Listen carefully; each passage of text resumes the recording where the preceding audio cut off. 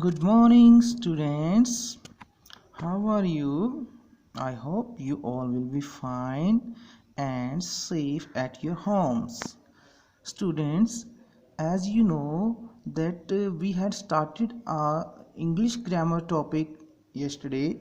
The name of the topic was sentence, and in sentence we knew about the definition of the sentence. What is the sentence? And today in this video we will discuss the sentence further. So let's start today's class. कल हमने बच्चों sentence के बारे में पढ़ना शुरू किया था। ये इंग्लिश ग्रामर का बहुत इम्पॉर्टेंट टॉपिक है और इस टॉपिक के अंदर हमने कल सेंटेंस क्या होता है इसकी डेफिनेशन भी पढ़ ली थी और आप लोगों को ये पता लग गया था कि सेंटेंस ग्रुप ऑफ वर्ड्स होता है जिसमें दो से ज़्यादा वर्ड्स हो सकते हैं या दो भी सेंटेंस को बनाने के लिए काफ़ी होते हैं। इसके अलावा मैंने आपको सेंटेंस के दो पार्ट बताए थे और वो दो पार्ट कौन कौन से थे। एक था आपका सब्जेक्ट और दूसरा प्रेडिकेट। आज हम इस वीडियो में आपको सिर्फ और सिर्फ सब्जेक्ट के बारे में बताएंगे। प्रेडिकेट के बारे में हम एक और वीडियो बनाएंगे, उसमें आपको डिटेल में बताएंगे। तो चलिए देखते हैं सब्जेक्ट क्या होता है। एक सेंटेंस के अंदर जो सब्जेक्ट वर्ड होता है उसको जो काम करता है, काम करने वाला यानी कि डूअर, इंग्लिश में काम करने वाले को हम डूअर कहते हैं। और जो सेंटेंस के अंदर किसी काम को करता है या काम करने वाला होता है उसको हम सब्जेक्ट कहते हैं। क्या कहते हैं? सब्जेक्ट। चलिए अब हम एक स्टोरी पढ़ते हैं। देखिए ये एक लड़का है रवि। कौन है ये लड़का? रवि। अब अगर हम इसको किसी सेंटेंस के अंदर एज अ सब्जेक्ट यूज़ करें यानी इससे हम कोई काम करवाएं तो हम किस तरीके से इसको एक सेंटेंस में यूज कर सकते हैं। अब रवि क्या है? रवि कभी काम करता है और कभी काम नहीं करता, लेकिन फिर भी हम इसको क्या कहते हैं?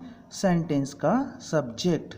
अब ये काम करे तो भी सब्जेक्ट, काम ना करे तो भी सब्जेक्ट। ऐसा कैसे हो सकता है? जबकि हमने तो कह दिया, पहले ही बोल दिया कि जो करेगा वही सब्जेक्ट होगा, लेकिन ये कई बार करता है और कई बार काम नहीं करता, लेकिन रहेगा ये सब्जेक्ट। इसका रीज़न क्या है? इसके पीछे क्या कहानी है? देखिए अब रवि है, रवि जा रहा है कहीं पर, उसको रास्ते में कोई मिला और उससे पूछा, रवि तुम सुबह उठकर क्या करते हो? क्या करते हो? पूछने वाले ने क्या पूछा? क्या करते हो। यानी उसने उससे पूछा कि तुम क्या काम करते हो, उसके काम करने के बारे में पूछा। तो रवि क्या जवाब देता है? Ravi replies I wash my face. Ravi कहता है मैं अपना फेस वॉश करता हूँ। तो यहाँ जो वॉश वर्ड है वो क्या है? कार्य, यानी वो कुछ काम कर रहा है। और काम कर कौन रहा है? आई। और आई कौन है? रवि। तो वॉश क्या हुआ? यहाँ पर वर्ब यानी काम। थोड़ी दूर जा कर के फिर एक लड़का और उससे एक सवाल पूछता है, उठने के बाद क्या करते हो? रवि से एक और सवाल पूछा जाता है, उठने के बाद क्या करते हो? रवि फिर से रिप्लाई करता है फिर से वो जवाब देता है आई ईट माई ब्रेकफास्ट। वो कहता है मैं ब्रेकफास्ट ईट करता हूँ। इस बार उसने क्या काम किया? खाने का, यानी खाना यहाँ क्या हो गया? काम करना। और वो काम किसने किया? आई ने। और आई कौन है? रवि। यहाँ पर भी आई कौन था? रवि। यानी कि काम किसने किया? आई ने। आई ने मतलब रवि ने क्या काम किया? वॉश करना। यहाँ पर क्या काम किया? ईट करना। किसने किया? आई ने। आई कौन है? रवि। चलिए अब यहाँ पर तो वो काम कर रहे हैं, तो इसीलिए हम इसको क्या मान रहे हैं? आई को सब्जेक्ट। तो इस सेंटेंस के अंदर आई काम कर रहा है, इसलिए वो क्या है? सेंटेंस का सब्जेक्ट। आगे देखिए रवि आगे जाता है, उसको फिर से किसी ने कुछ पूछा, रवि तुम कैसे हो। अब उससे ये नहीं पूछा कि तुम क्या काम करते हो, तुम खाते हो, पीते हो, नहाते हो, सोते हो, रोते हो, हंसते हो, ऐसा कुछ नहीं पूछा। रवि से जस्ट पूछा कि तुम कैसे हो, यानी कि उसकी स्टेट ऑफ माइंड, यानी वो उसका मन कैसा है, उसकी मन की स्थिति कैसी है, यानी उसकी दशा कैसी है, वो कैसा है, इस बारे में पूछा। ये नहीं पूछा कि वो क्या करता है। तो अब उसने क्या जवाब दिया, I am fine, I am fine. उसने कहा मैं अच्छा हूँ, लेकिन किसके बारे में बताया उसने, अपने बारे में। तो यहाँ पर वो काम नहीं कर रहा, लेकिन बात फिर से उसी के बारे में हो रही है। और किस बारे में हो रही है, उसकी मानसिक स्थिति के बारे में, वो कैसा है। अगर वो अच्छा है तो वो अच्छा कहेगा, लेकिन अगर वो उसकी मन की स्थिति ठीक नहीं है, उसका मन उदास है, तो वो क्या कहेगा, आई एम सैड। तो भी उसमें आई क्या होगा, सब्जेक्ट। आगे अब रवि से एक और आदमी आकर के एक सवाल और पूछता है, रवि से पूछता है कि तुम क्या हो, यानी उसके काम धंधे के बारे में पूछता है कि वो क्या काम करता है, उसका प्रोफेशन क्या है। तो रवि क्या बताता है, आई एम आ स्टूडेंट। या फिर वो ये कह सकता है कि मैं फार्मर हूँ, आई एम आ फार्मर।